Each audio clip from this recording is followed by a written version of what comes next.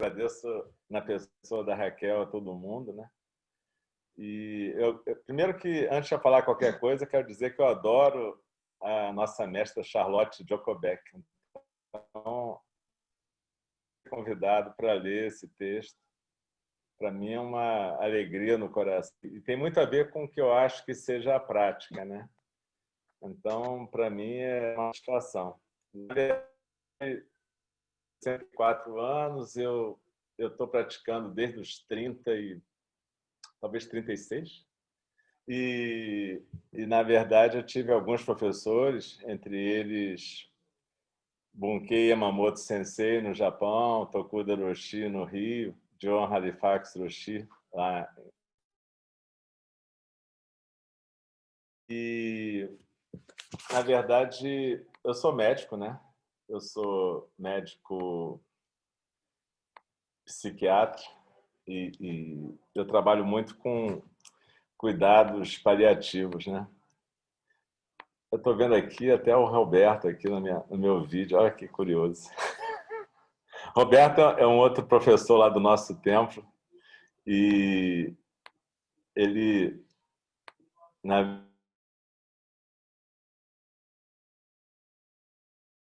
ele é um cara que resolve todos os nossos problemas em energia.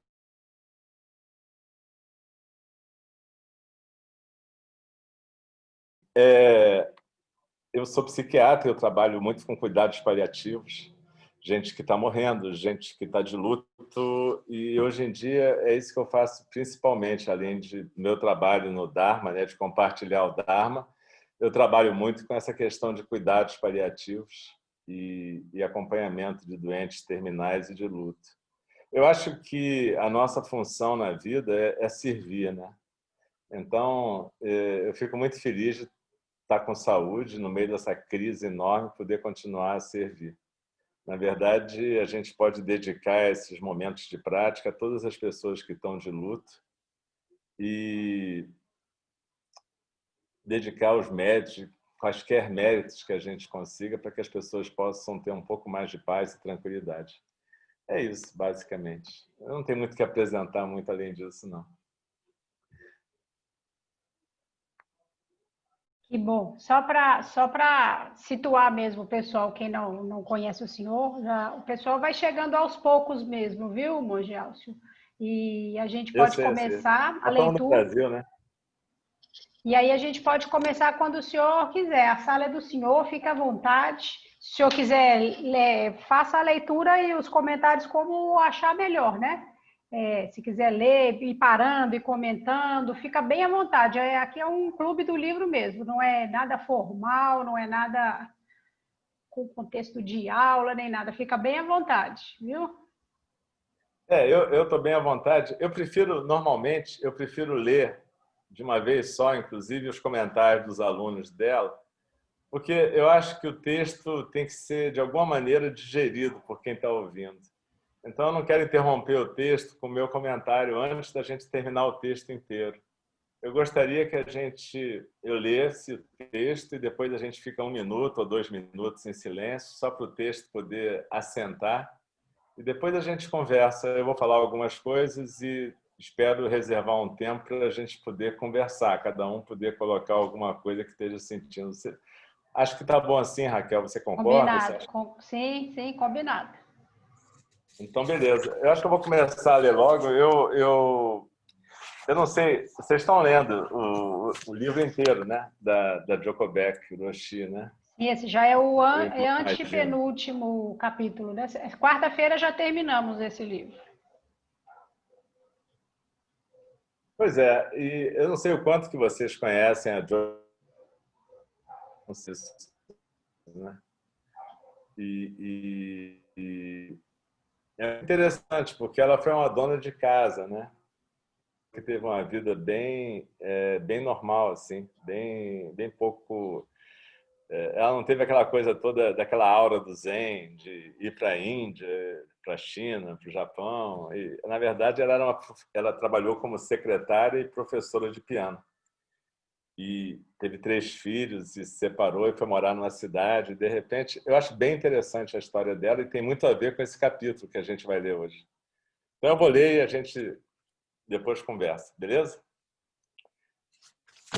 Então vamos lá. O capítulo chama Dorothy e a Porta Trancada. Todos estamos em busca de alguma coisa. A maioria dos seres humanos sente uma espécie de falta, de algo incompleto, e busca algo que preencha o buraco que sentem. Mesmo aqueles que dizem, abre aspas, não estou buscando nada, estou contente com a minha vida, fecha aspas.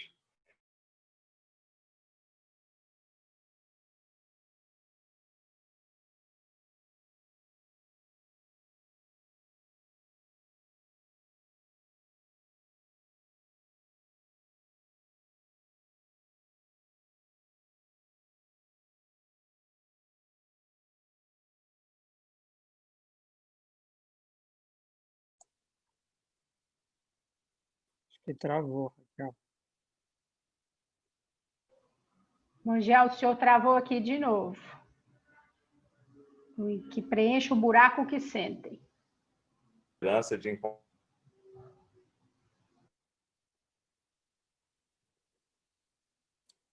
Ele caiu. Voltou? Voltou, aparentemente Voltou. sim. Voltou, né? Vocês pararam onde? Que algo que preenche o buraco que sentem, bem no comecinho. Tá bom. É algo que preenche o buraco que sentem. Mesmo aqueles que dizem, não estou buscando nada, estou contente com a minha vida, também estão em uma busca a seu próprio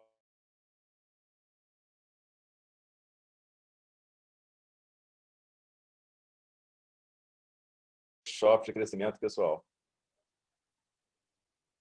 na esperança de encontrar essa peça que falta. Quero falar com vocês sobre uma garota chamada Dorothy. Ela não morou no Kansas, mas em San Diego, numa imensa casa em estilo vitoriano. Ela está fazendo menção aqui a Dorothy do Mágico de Oz, que um furacão leva para aquela terra de Oz. Mas essa Dorothy aqui não, ela morava em San Diego. Talvez seja uma Dorothy bem conhecida da Joko Beck.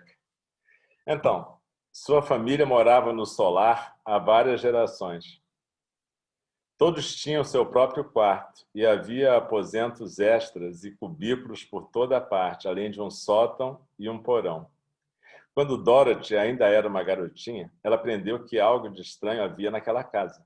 No último andar daquela velha mansão vitoriana havia um quarto trancado. Há tanto tempo quanto as pessoas conseguiam se lembrar, aquele quarto sempre permanecera trancado. Corriam rumores de que um dia fora aberto, porém ninguém sabia o que havia lá dentro. A fechadura daquela porta era estranha e ninguém jamais conseguira encontrar uma maneira de abri-lo. As janelas daquele aposento também estavam de alguma forma bloqueadas. Uma vez, Dorothy subiu numa escada pelo lado de fora da casa e tentou ver o que havia lá dentro, mas não conseguiu ver nada. Eu estou vendo se está bloqueado ou não aqui a nossa transmissão pela piscada de olho da Raquel. Então, Raquel,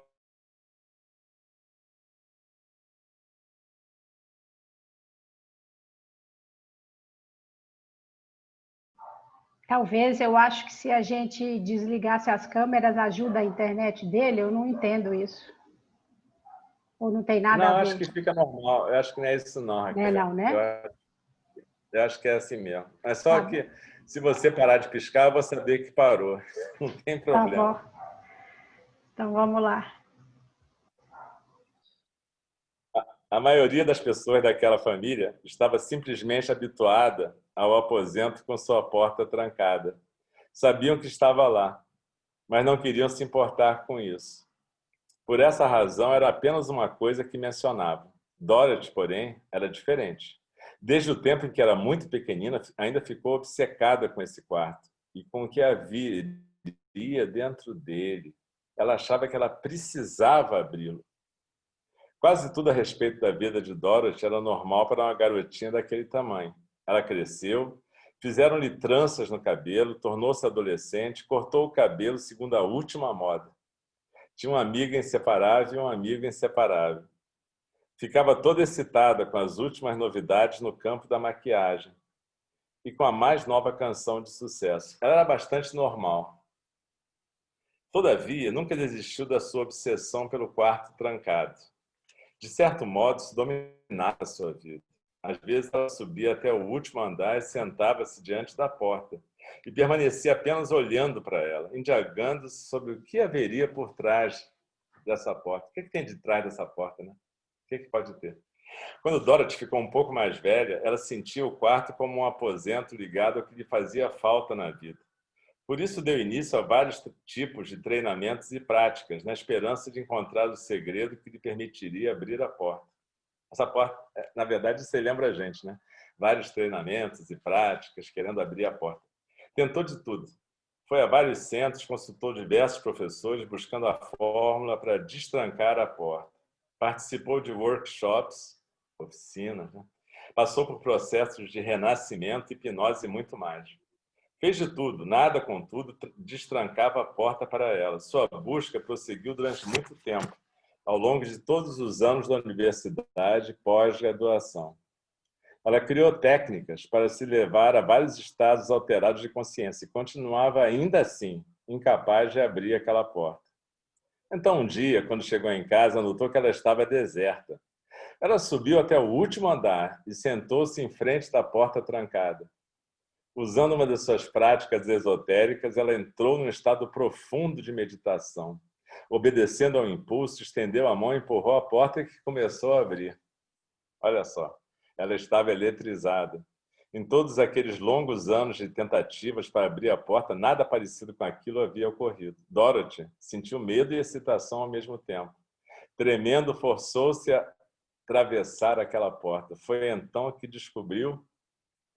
Agora, fazer aquela pausa dramática, né? O que ela descobriu? Desapontamento e confusão. Normal. Dorothy encontrou-se não num novo, estranho, maravilhoso espaço naquele aposento misterioso, mas imediatamente de volta ao piso térreo daquela velha casa vitoriana, em meio a todas as coisas antigas e tão conhecidas. Era a mesma perspectiva. Ela estava na mesma localização, com a mesma conhecida mobília de sempre. Tudo era apenas como sempre tinha sido. Decepcionada e intrigada ao mesmo tempo, algumas horas depois ela subiu as escadas até o último andar e entrou num aposento misterioso. A porta ainda estava trancada. Dorothy havia aberto a porta e não havia aberto a porta. Só um parêntese aqui, né? Tem um texto de um professor do Zen na China que chama Porta Sem Porta do Zen. Eu tenho a impressão que a Joko Beck, de alguma maneira, está fazendo menção a esse texto aqui, A Porta Sem Porta do Zen. E se vocês lembram também daquele filme, um filme famoso que teve, coreano, Primavera, Outono, ou Primavera, Verão, Outono e Inverno, tinha uma ilha com um templo no meio, que tinha um portal no meio da ilha, que era uma porta sem porta. Não sei se vocês lembram, que dava para o Zendô. Então, isso é importante para vocês lembrarem, para a gente, até o final do texto, a gente vai entender o que isso tem a ver com a história. A vida seguiu em frente. Dorothy casou-se. Teve um casal de filhos. Ainda morava na mesma casa vitoriana, com sua família. Era uma boa esposa e uma boa mãe. Ainda assim, nunca desistiu de sua obsessão. Aliás, sua única experiência de ter aberto a porta motivava sempre mais.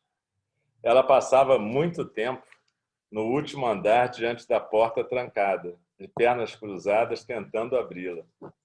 Detalhe, né? De pernas cruzadas tentando abrir a porta. Já o havia feito uma vez. Poderia fazê-lo de novo. E, com certeza, depois de tantos anos tentando, aconteceu de novo. Ela empurrou a porta e esta se abriu. Excitada, ela pensava, abre aspas, hoje é o dia. Hoje vai, né? Atravessou a porta. E outra vez se encontrou no térreo da mesma velha casa vitoriana, onde morava com o marido e os filhos. Correu de novo até o último andar, até o aposento misterioso. E o que encontrou? A porta continuava trancada. O que se pode fazer? Uma porta trancada é uma porta trancada. Dorothy deu continuidade à sua vida, ficou com os cabelos grisalhos, continuava passando um bom tempo sentada diante da porta trancada. Era uma esposa e mãe bastante boa, mas sua atenção ainda se dirigia sobretudo para a porta trancada. E ela era uma pessoa persistente, assídua, não desistia assim tão fácil. De tempos em tempos, ela conseguia passar pela porta e entrar no aposento, porém sempre era remetida de volta ao térreo, exatamente para o plano onde levava a sua vida. Isso é importante. Ela voltava sempre para o plano da vida dela. Durante todo esse tempo, a casa foi aos poucos sendo preenchida com coisas. Os membros da família pareciam acumular cada vez mais coisas. E os quartos extras tornaram-se depósitos de lixo. A casa foi ficando tão entupida que não havia mais espaço para os seus convidados. E quase que os moradores também ficaram sem o seu. Não havia espaço para mais nada na casa, exceto para Dorothy, o marido e os filhos, o que também estava ótimo, porque estavam todos tão preocupados com suas próprias pessoas que mal conseguiam pensar em tomar conta de alguma outra coisa. Provavelmente estavam com o telefone celular na mão, com seus tablets, e estavam totalmente ocupados. Aos poucos, a obsessão de Dorothy esgarçou-se.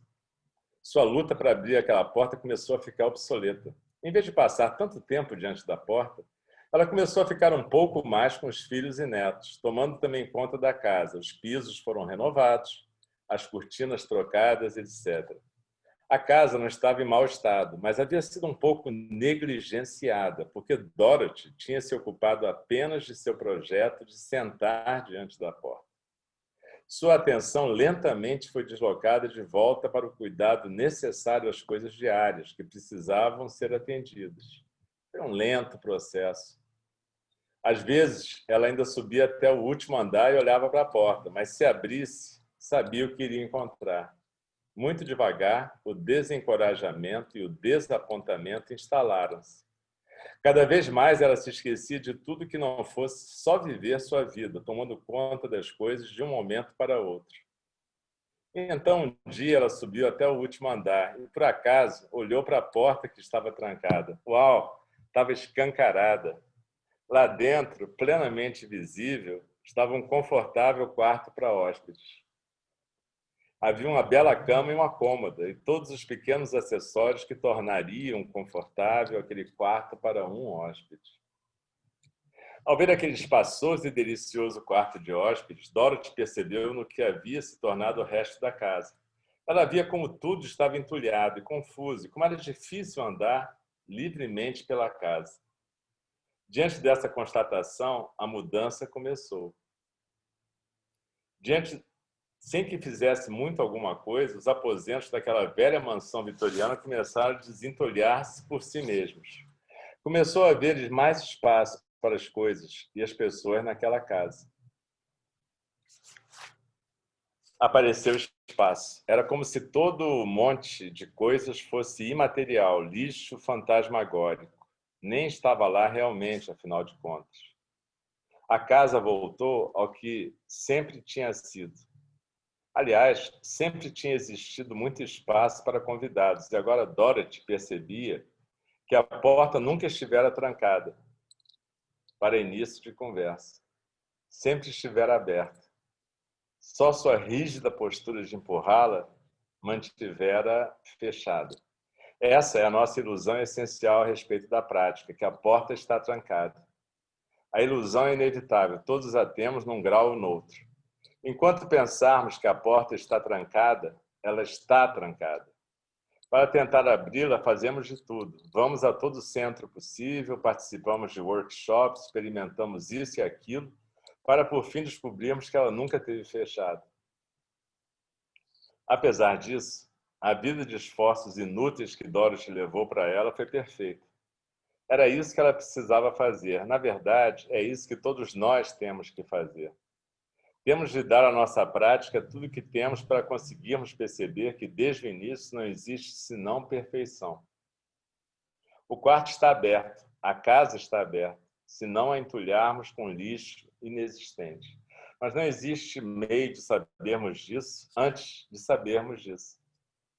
Uma forma de disciplina espiritual cristã é a prática da presença de Deus. Como cristãos, estamos em busca daquela radiação em todas as coisas que os místicos chamam de a face de Deus.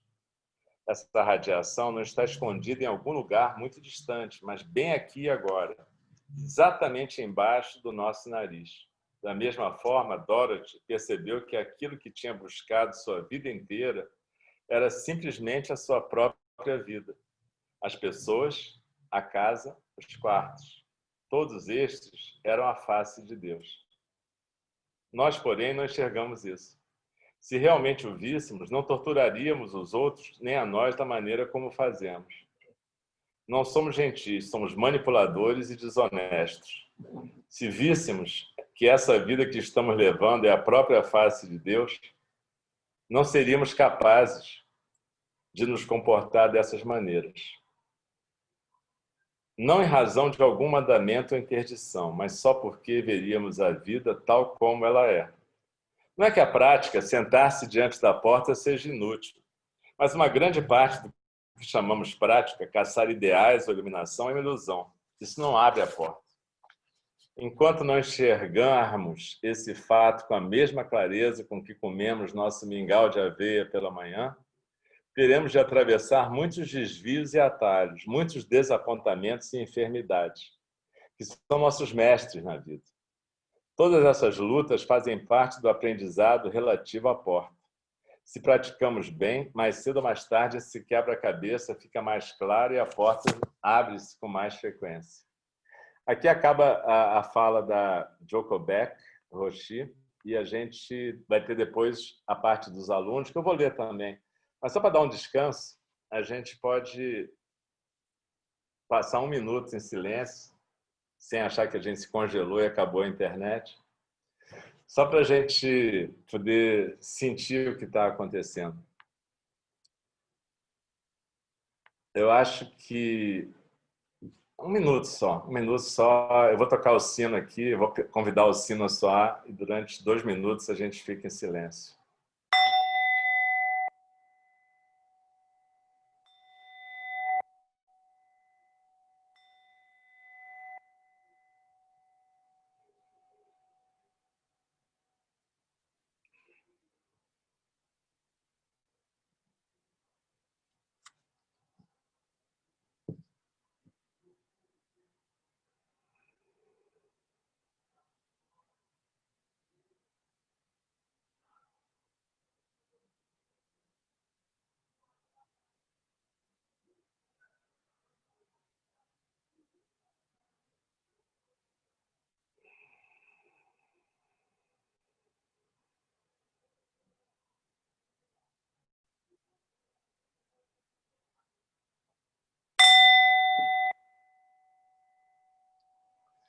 Então, eu tenho muita satisfação em ler esse texto do Joko Beck Roshi, porque ele fala muito da nossa experiência pessoal, né?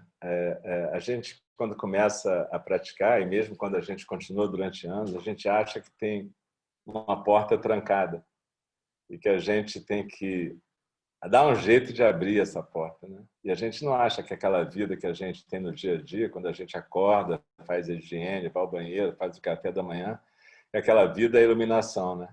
E é gozado porque Dogen Zenji sempre falou que prática é iluminação. E a gente não entende que, de repente, praticar é viver o nosso dia a dia com presença, né? Presença plena. Eu vou compartilhar com vocês uma coisa. Como eu sou psiquiatra, né? Claro, eu atendo pessoas que estão com problemas. E ontem, particularmente, eu atendi uma pessoa que está num caminho de busca muito parecido com o nosso, embora em outra tradição. E essa pessoa, que tem uma idade muito parecida com a minha, tem 62 anos, ele me disse que desde os 20 e poucos ele pratica um caminho de busca, fazendo bem, sendo um servo compassivo, maravilhoso, tranquilo. E ele agora está passando por uma situação muito difícil. Ele estava com muita raiva, muito ressentimento e muita mágoa, porque ele tinha praticado durante 40 anos e, de repente, ele estava tendo na cabeça dele um pagamento estranho. Ou seja, ele não estava feliz, né? A porta continuou trancada e ele não continua. Enfim, essa porta continua trancada, ele acha que tem alguma coisa atrás dessa porta que ele tem que entrar. Aí eu perguntei para ele, vem cá, quando você pisa numa formiga no jardim, por acaso, normalmente eu estou morando em Friburgo, né? Tem muitas formigas no jardim. Por mais que eu faça cuidadosamente a minha caminhada, às vezes eu mato uma formiga sem querer, mas mato. E aí eu perguntei para ele, quando você pisa numa formiga, você acha que foi o karma da formiga? Que ela foi uma formiga muito filha da puta e matou alguém? Assim, ela foi uma formiga muito ruim. E aí ela sacaneou as outras formigas. Ela merecia, então, ser pisada e esmagada, né? Porque, de repente, ela tinha um karma ali terrível. Né? E aí ele falou, não, claro que não, aconteceu. Eu falei, pois é, né? Por que você acha que durante 40 anos você praticou e você merece um prêmio por ter praticado? Né? Você não entende que, de certa maneira, a gente não sabe bem o que a gente está fazendo? Tem uma porta aí fechada, né? E de alguma maneira, a gente imagina que tem um segredo que a gente vai acessar praticando com afinco, praticando direito, entre aspas, né? Descobrindo uma forma de abrir essa porta para entrar lá e descobrir um mistério. E a gente não vê que é muito interessante isso que a Joko Beck fala, né? Quando ela abre a porta, ela está de volta na casa. Ou seja, o tempo inteiro está sendo dito para ela, vem cá, o mistério da porta é a tua casa, o mistério é a tua vida, o mistério, o teu koan é a tua vida. Você tem que descobrir como é que a tua vida pode ser uma manifestação do sagrado, do mistério. Mas ela levou a vida inteira para praticar e entender isso. E, de repente, ela entendeu que o quarto estava aberto e que, de repente, sempre esteve aberto. E que, de repente, a casa que estava entulhada de coisas que ela estava apegada sem poder ver. O que era realmente fundamental, que eram as relações, os vínculos dela com os netos, os filhos, o marido. Isso é que era o mais importante da vida. Isso é nesses vínculos que ela manifestava o Dharma, né? Mas ela achava que o Dharma estava atrás de uma porta, né? Que ela tinha que fazer 1000 retiros, práticas especiais para ela poder ver o Dharma, né? E o Dharma estava o tempo inteiro diante da cara dela, né? E assim é com a gente, né? Quer dizer, a gente leva muito tempo procurando esse Dharma em algum lugar, sendo que ele está sempre diante de nós, né? Sempre na nossa frente, né? Eu gosto muito desse trecho que a Joko Beck fala, que a gente é manipulador e desonesto, né? Porque a gente vive procurando coisas e até quando a gente, principalmente talvez quando a gente é professor, a gente imagina que a gente tem que achar um ensinamento fantástico para compartilhar, né? Algo como se fosse uma iluminação diferente. E, de alguma forma, se a gente acreditar nisso, a gente vai estar acreditando nesse engodo da porta trancada, né? É uma questão da gente entender que a vida, esse aqui agora, que é o nosso mistério, né? Como eu trabalho muito com gente que está morrendo, e eu acho que eu aprendo muito com essas pessoas, né? Elas sempre me perguntam se eu tenho fé. Eu falo, cara, eu tenho muita fé, porque não é que eu saiba o que tem do outro lado. Inclusive, se a gente pensar bem, a gente nunca encontra a morte, né? Porque onde a morte está, a gente não está, né?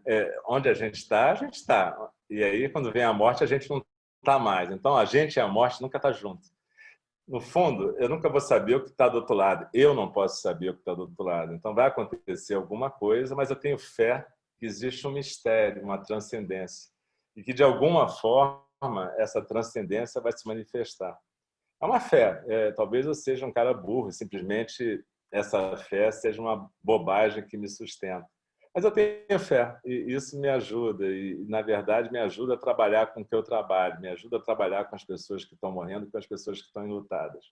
Eu acho que é isso que a Joan, que é eu gosto muito da Joan Halifax, então eu sempre cito a Joan quando eu estou falando nas falas do Dharma. Mas é isso que a Joko Beck está falando aqui.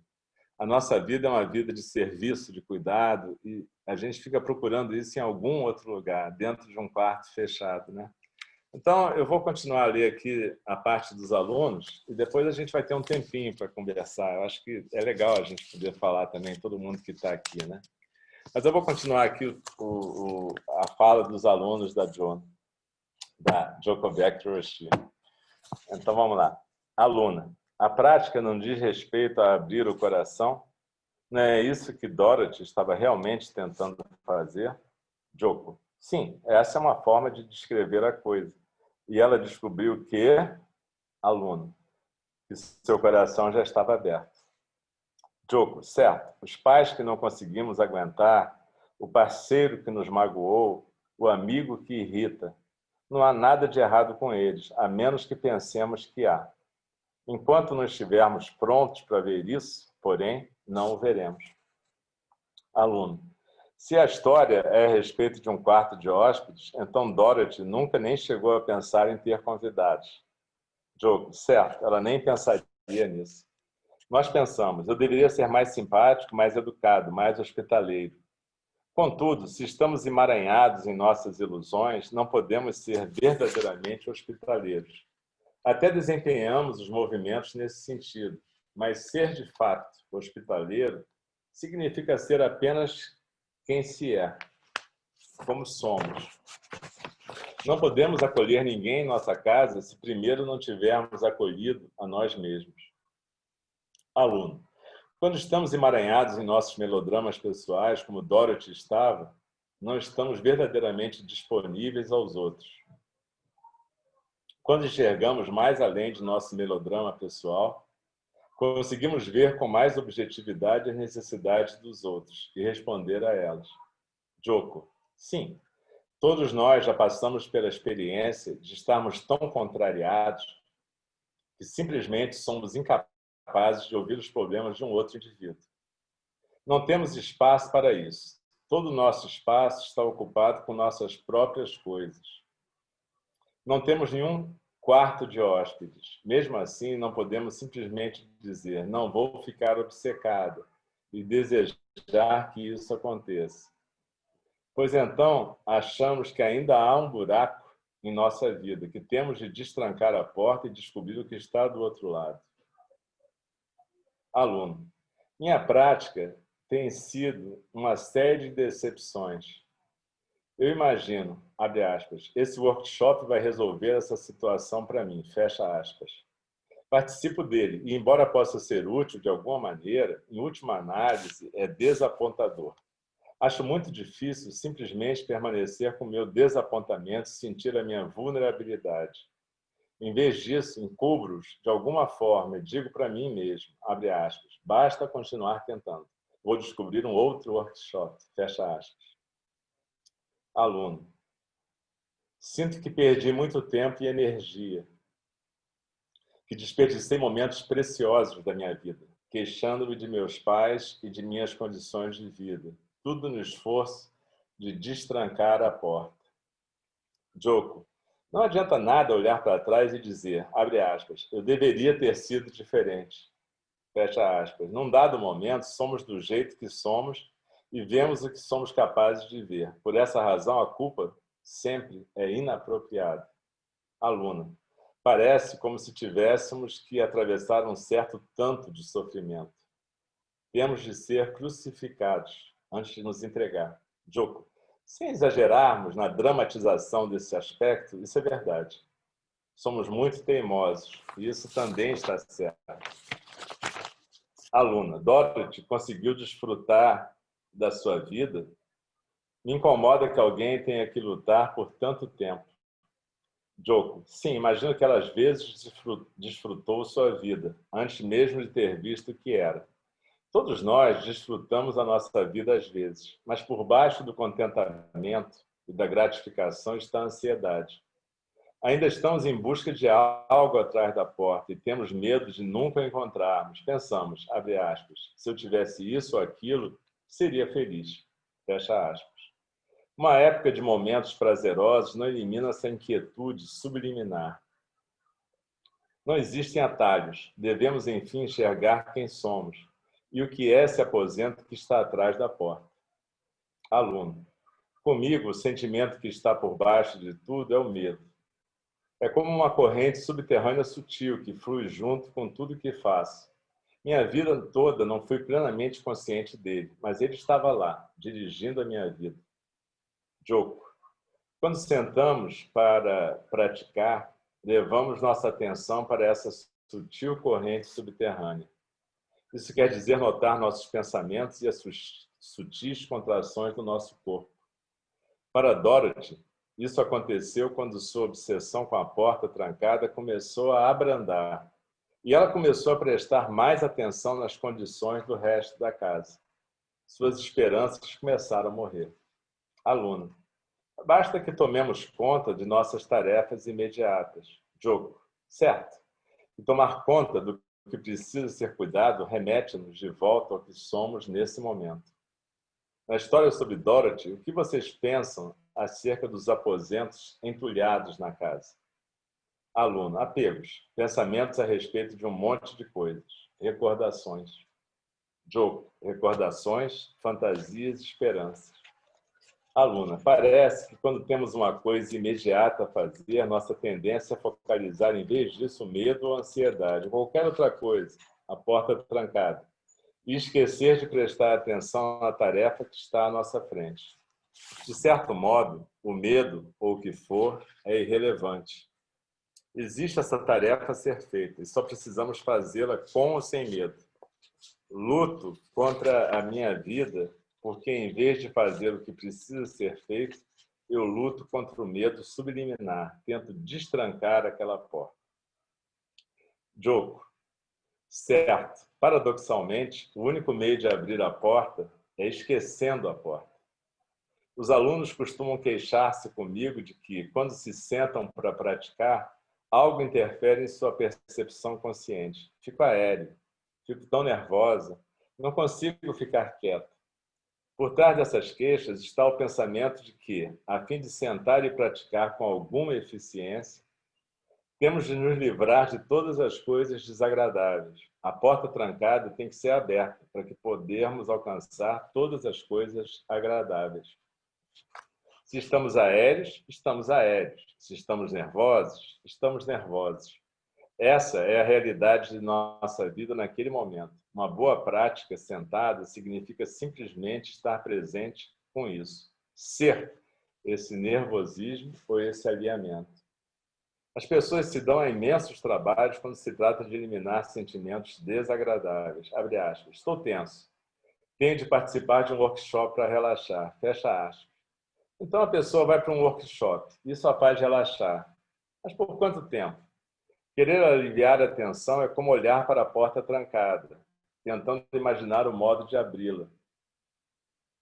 Se nos obcecarmos com essa ideia de abrir a porta, poderemos descobrir técnicas de abri-la por alguns momentos. Mas então iremos nos perceber remetidos de volta a nossas vidas, tal como elas são, vivendo na mesma velha casa de sempre. Em vez de nos obcecarmos com a porta trancada, precisamos ir tocando a nossa vida adiante. O que significa limpar a casa, tomar conta das crianças, ir para o trabalho, etc. Aluna, uma amiga e eu estávamos há pouco falando de como tínhamos tido um ano difícil. É que ela não conhecia 2020, né? Enquanto estávamos com 20, 30 anos, nós duas tínhamos esperanças de que as coisas fossem melhorar para nós. Agora, na casa dos 40, chegamos à desanimadora conclusão de que isso não irá acontecer. Nossas vidas não vão melhorar em nada. Lamentável, né? Imagina com 64 como eu. Joko, paradoxalmente, essa dolorosa decepção com o futuro ajuda-nos a perceber, a apreciar a vida como ela é. Só quando desistirmos da esperança de que as coisas fiquem melhores é que poderemos chegar à constatação de que as coisas estão bem do jeito que estão. Aluno. Há pouco tempo, tive uma percepção semelhante. Durante anos, eu viera me dizendo que minha vida seria melhor quando eu tivesse poupado dinheiro suficiente para viver numa semi-aposentadoria. Teria mais tempo para um serviço voluntário, teria mais tempo de fazer uma prática mais consistente, de ler mais, etc. Agora estou começando a me dar conta de que o que preciso fazer está justamente aqui no meu trabalho. Se estou tentando terminar alguma coisa, alguém entra e me distrai, isso é justamente o que preciso fazer naquele instante. O que eu deveria estar fazendo é exatamente o que estou fazendo. Joko. Para concluir, vamos perguntar a nós mesmos, abre aspas, como é que eu estou tentando destrancar a porta em vez de estar simplesmente vivendo a minha vida? Fecha aspas. Todos estamos tentando destrancar a porta, encontrar a fórmula certa.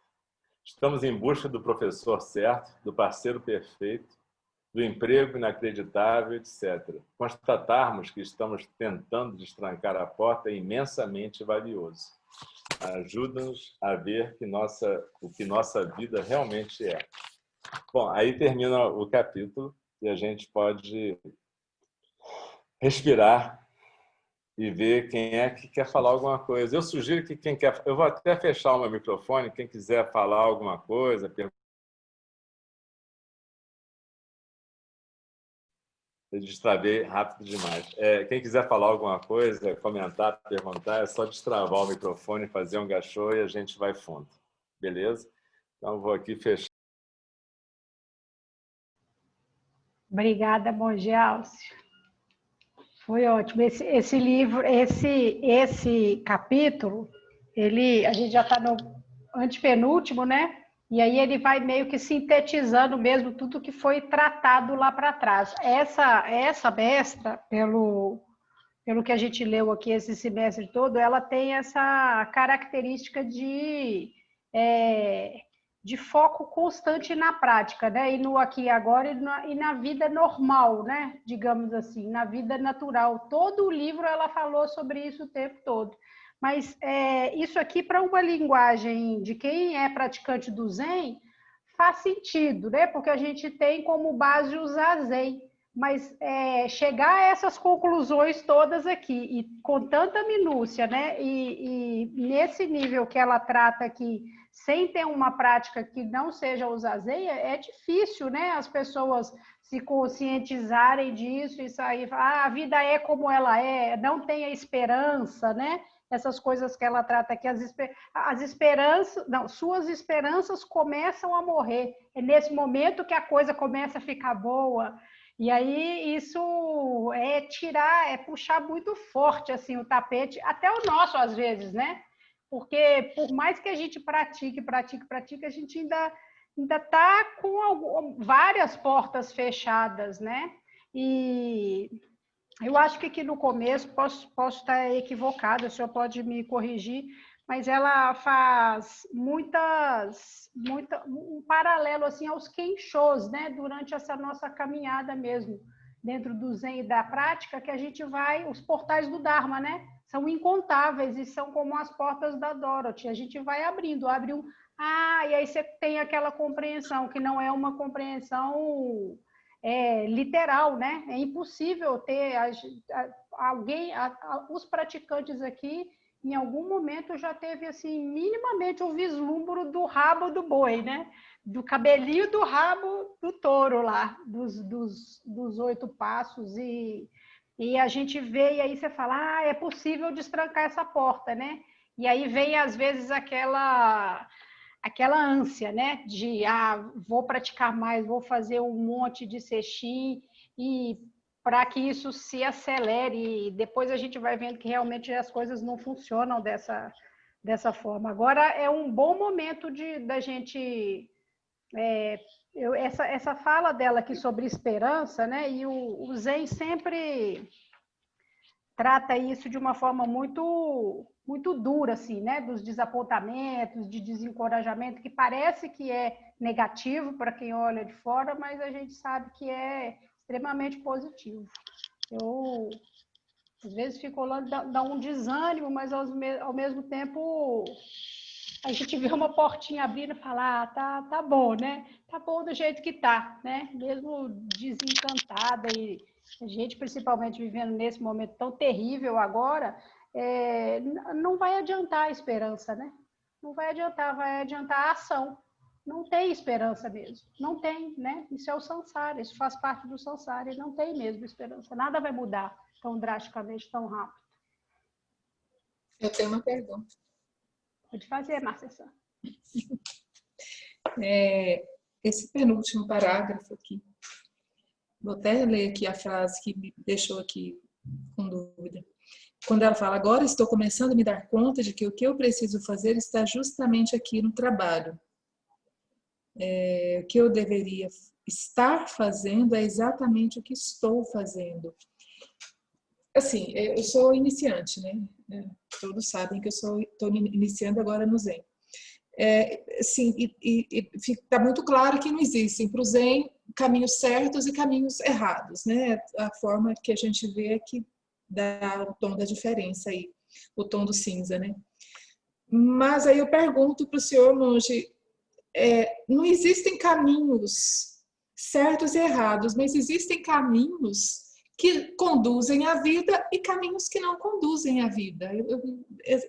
Esses dois últimos parágrafos aqui eu fiquei meio confusa, assim, porque eu entendo que é assim, não existem caminhos bons, nem caminhos ruins, nem caminhos certos, mas existem caminhos que levam à vida e outros caminhos que levam à morte, né? Caminhos que promovem a vida e outros que não promovem a vida. Enfim, me pergunto. Obrigada. Bom, eu queria agradecer o comentário da Raquel, bem legal. Márcia, né? Eu vi aqui o nome Márcia. E, Márcia, você que falou de caminhos que levam à vida e à morte, eu imagino que quando você vê esses caminhos, você os reconhece, né? Você não pega, por acaso, um caminho para a morte achando que é para a vida, né? Eu acho que a gente vai meio por processos de tentativas, né? Você vai por um caminho e muitas vezes demora muitos anos até que a gente descobre que aquele caminho foi tomado com base em premissas complicadas, né? Verdade. Isso aí, muito tempo depois, as pessoas vão alterando seus caminhos, né? É uma coisa comum ao samsara, né? As pessoas vão alterando seus caminhos buscando seguir o fluxo da vida, né? Viver. É muito difícil, sabe, Márcia, a gente tomar caminhos, porque é isso que a Joko fala nesse capítulo, que é importantíssimo, né? A gente acha que a gente vai escolher caminhos para dar certo no final. E isso não é a ideia do Dharma. A ideia do Dharma não é dar certo no final. A ideia do Dharma é você estar totalmente presente no que está acontecendo. Foi por isso que eu falei da formiga que era esmagada para o meu paciente. A formiga, ela vive o Dharma dela completamente. Eu nunca vi uma formiga parada no meio do caminho pensando assim, como eu sou uma formiga infeliz. Eu devia ter escolhido um outro caminho, um outro formigueiro. Não, ela vive a vida dela plenamente. Mas, vivendo essa vida plenamente, eventualmente ela é esmagada, eventualmente um passarinho come essa formiga. E a gente não pode dizer que a formiga escolheu um mau caminho. Na verdade, faz parte da vida da formiga ser comida por um passarinho, ser esmagada, comer um... Enfim, vida de formiga, né? E aí, é a mesma coisa que eu vejo quando uma pessoa tem câncer, por exemplo. Aí algumas pessoas falam, essa pessoa teve câncer porque ela teve muita raiva. Ela não conseguiu lidar com a raiva dela, aí ela teve câncer. Aí eu fico pensando, né, assim, bom, então quer dizer que quando você conseguir lidar com tudo, você vai ser imortal, né? Porque você não vai morrer nunca, né? Porque você vai conseguir lidar com tudo, então a morte não vai te pegar. Claro que não. A gente é feito para morrer. Tudo que nasce, morre. Então, independente de tudo que você fizer, você vai morrer de qualquer jeito. Seja você uma boa pessoa ou uma má pessoa. A questão aí não é ser bom e ser mal. Isso é muito difícil da gente entender no Zen, porque Dogen Zenji, por exemplo, ele fala uma coisa bem interessante. Ele fala, que, num capítulo do Shobogenzo, ele fala que nossos olhos são olhos que têm cataratas. E a gente nunca vai deixar de ter cataratas. Não é uma questão de você praticar para um dia você ver perfeitamente. Não. A questão é você não se apegar às visões que você tem, porque realmente nossos olhos sempre vão ver visões ilusórias, visões com catarata. E o que o Buda falou é o seguinte, não se apegue a essas visões. Viva a cada momento e tente não ficar apegado às ilusões. Mas veja, a gente tenta fazer, de alguma maneira, se você for um canal, ou aquilo que a gente fala no Zen, um vaso do Dharma, o que você vai fazer? Você vai atrapalhar menos o Dharma. O que é atrapalhar menos o Dharma? Quanto menos apegado você ficar às suas ideias próprias, mesquinhas, sobre o que é a vida, eu acho aquilo, eu não sei, eu acho isso, eu vou poder, de repente, viver aquilo que os taoístas chamam de Wu-Wei, viver sem me opor à vida, né? E, na verdade, essa vida que não se opõe à vida é uma vida de serviço. A gente descobre que a gente pode cuidar uns dos outros, a gente pode cuidar da nossa própria vulnerabilidade, a gente pode cuidar da vulnerabilidade do outro, a gente pode ser uma pessoa que é um canal para o cuidado amoroso, como é o nome do nosso templo, o Templo Zen do Cuidado Amoroso Eterno. Agora, isso não é uma garantia de que você vai ser feliz no final. De que no final, bacana, você vai receber um prêmio, vai receber uma taça, um troféu, porque você foi bacana a sua vida inteira. Não. A função do ser humano, na verdade, a felicidade é um efeito colateral.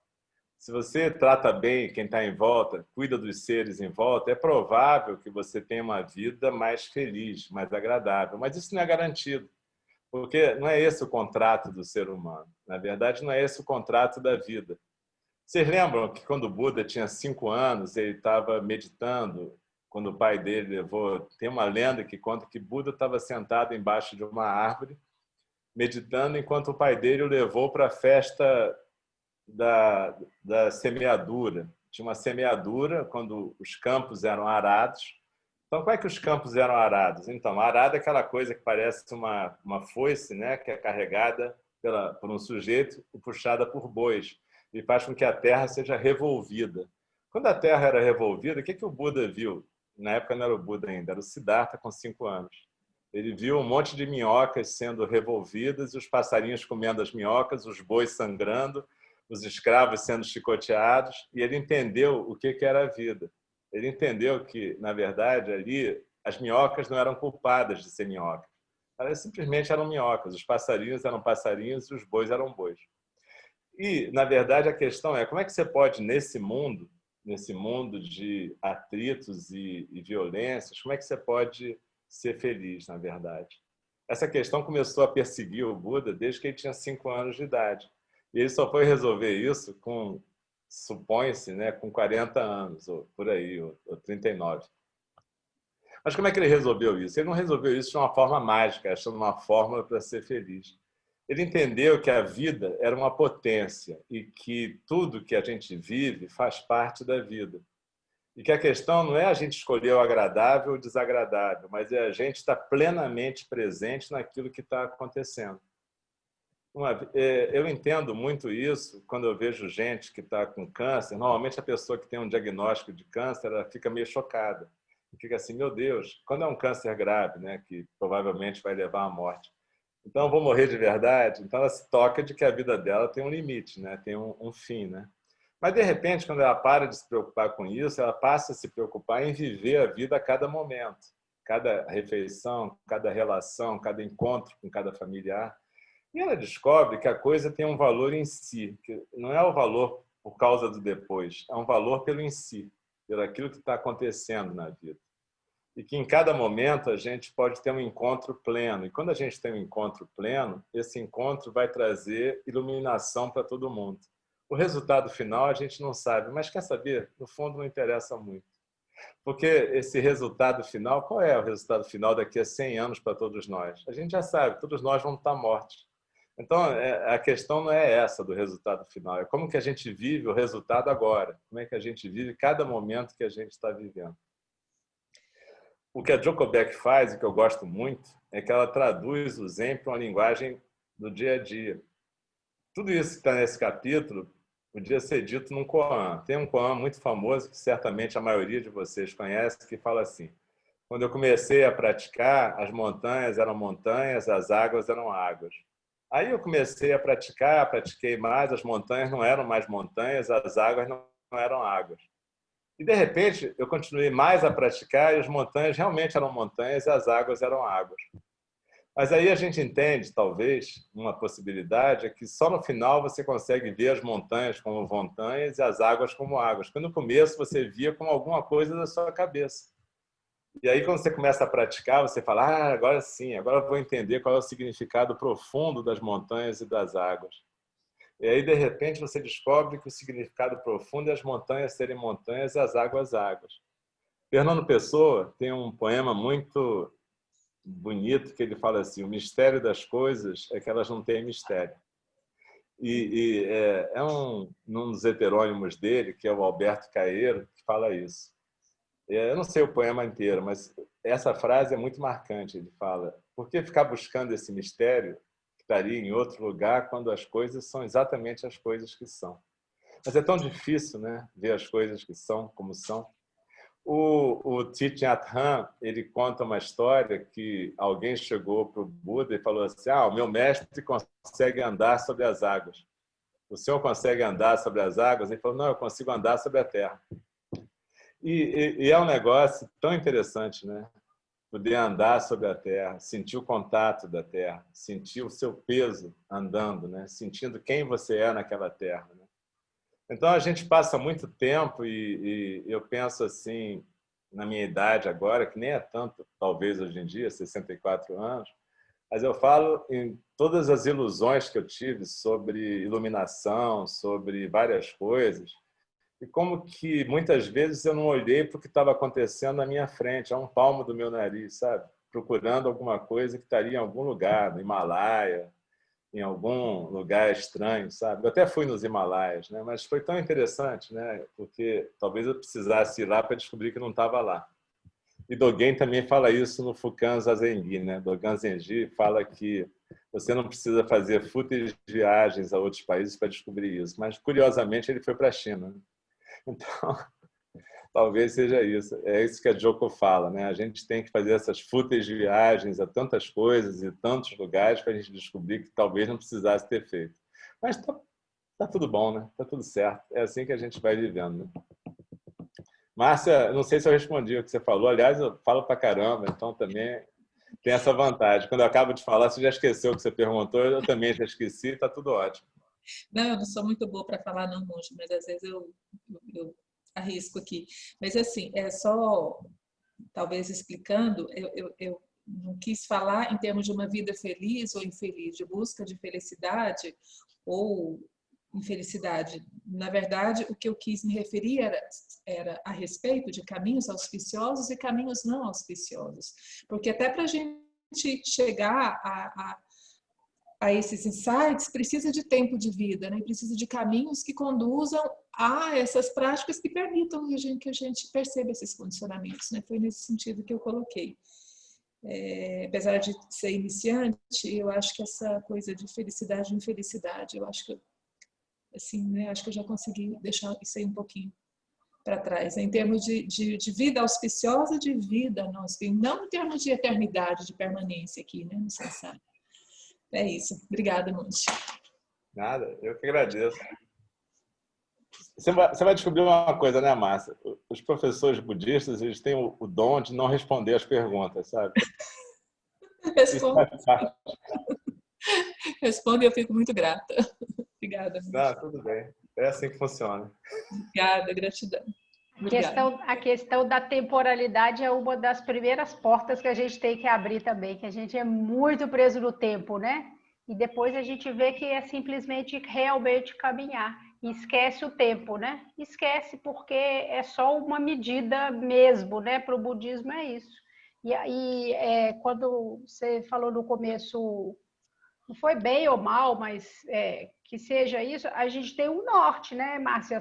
O nosso norte é o caminho óctuplo.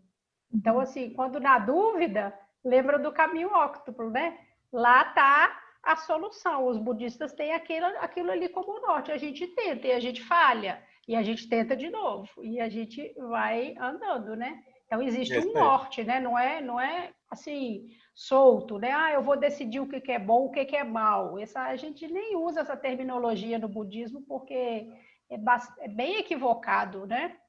Mas existe um norte, né? O Buda deixou uma trilha, assim, e a gente caminha em cima daqueles passos que foram os passos que ele deu. E ela fala aqui no texto, né? Enquanto não estivermos prontos, não vamos conseguir enxergar. E são estados de ilusão mesmo, são essas capinhas que a gente vai tirando, né? Às vezes é a cebola, porque são dolorosas para tirar. A gente vai descascando a cebola e chorando. Isso não é nessa vida, né?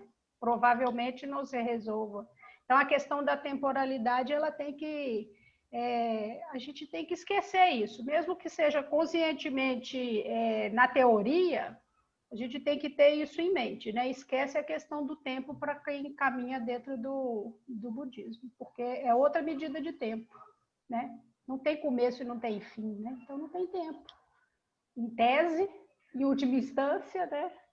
Seria isso. Mas realmente complicado, sim. Difícil. Tirando essas camadas é bem difícil. É difícil. É a dureza do zazen, né? Meu mestre disse, os Hakussus mais... os melhores Hakussus são os sujos de lágrimas. E é isso mesmo, né? Você tá ali se decompondo mesmo, né? Até não ter mais nada ali em cima da almofada. É bastante demorado. E a gente quer porque quer as tais desilusões. Né? Segurar.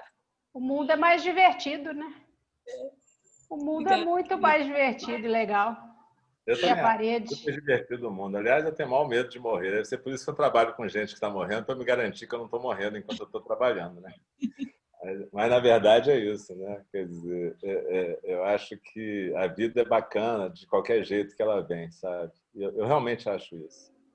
Porque a gente está tendo sempre a oportunidade de aprender, de descobrir coisas e, de alguma maneira, de cumprir nossos votos, né?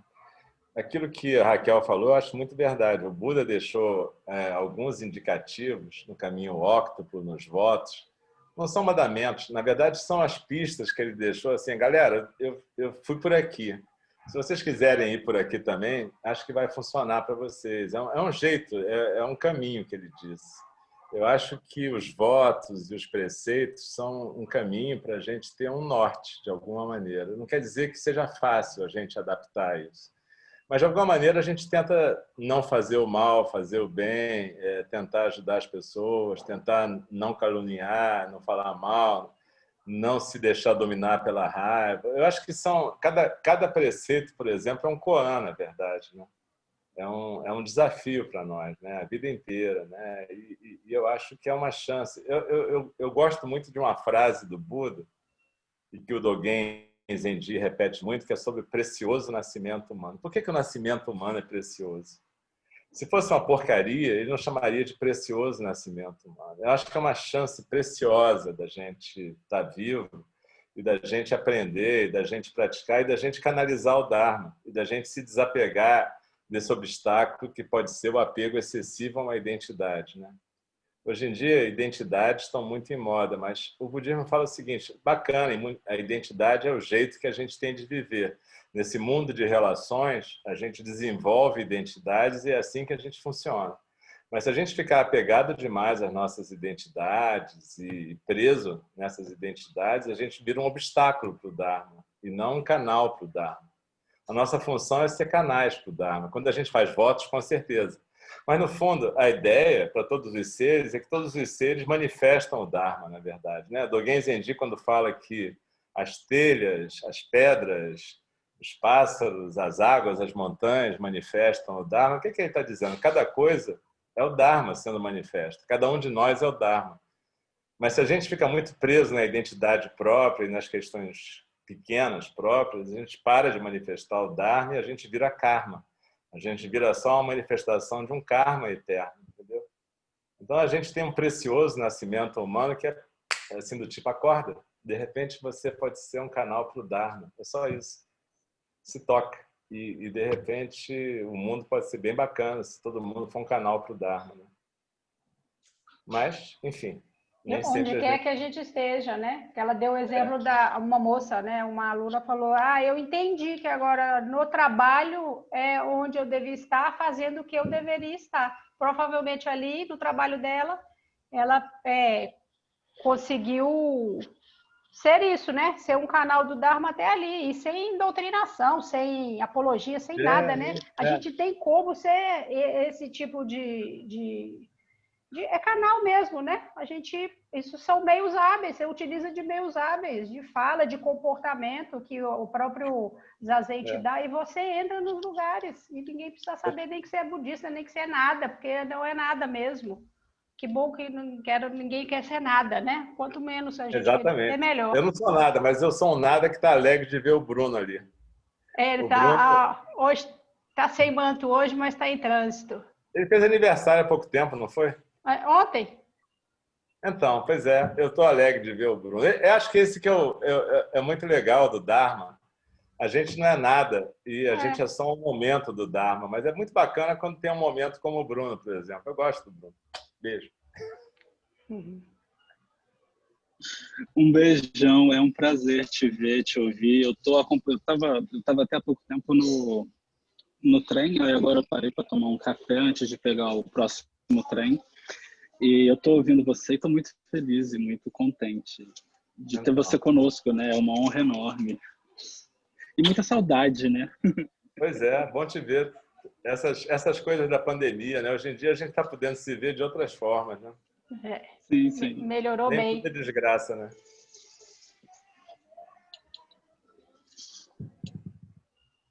Aliás, eu estou vendo muita gente.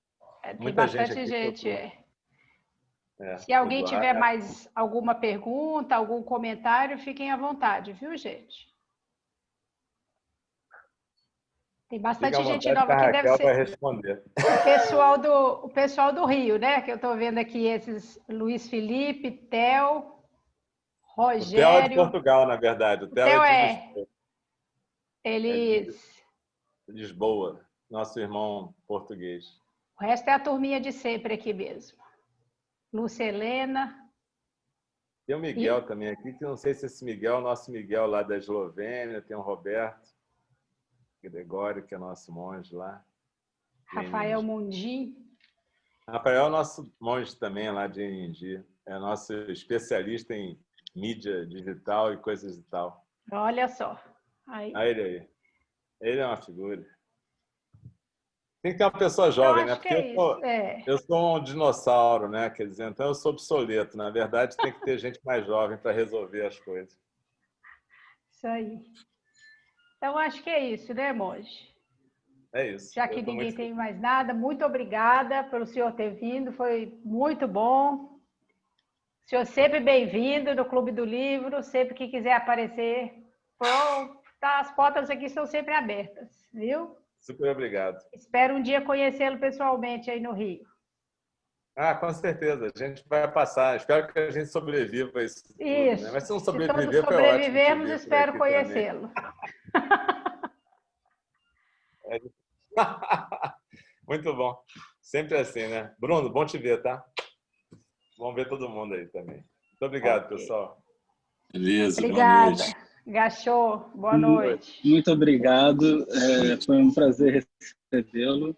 Então, que os méritos de nossa prática se estendam a todos os seres e que possamos todos juntos nos tornar o caminho iluminado. Oferecemos a todos os Budas, através do espaço do tempo, a todos os Bodhisattvas e Mahasattvas, e a Mahaprajna Paramita, a grande sabedoria completa.